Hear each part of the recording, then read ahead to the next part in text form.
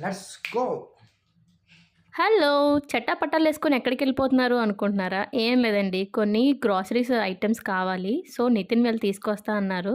But మనం ఒక machine మీద బయలుదేరామనమాట తనతో పాటు.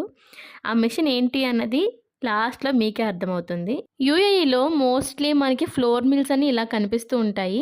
ఫ్లోర్ మిల్స్‌లో మనకు కావాల్సిన అన్ని గ్రోసరీస్ ఉంటాయి. దట్ టూ హోల్‌సేల్ ప్రైజెస్‌లో దొరుకుతాయన్నమాట. ఈ ఫ్లోర్ మిల్ వచ్చి మాకు వాకబుల్ డిస్టెన్స్.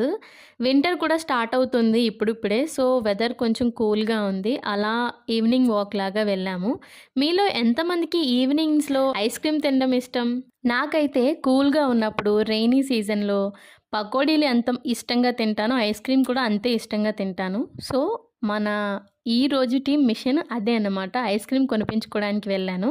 ఫైనల్లీ మన మిషన్ సక్సెస్ అయింది. ఐస్ క్రీమ్ కొనిపించుకొనే వచ్చాను. ఈ ఐస్ క్రీమ్ అయితే చాలా టేస్టీగా ఉంది. నేను పర్సనల్‌గా బటర్ స్కాచ్‌కి పెద్ద ఫ్యాన్. బట్ ఇది కుల్ఫీ టేస్ట్ వచ్చి చాలా బావుంది టేస్ట్.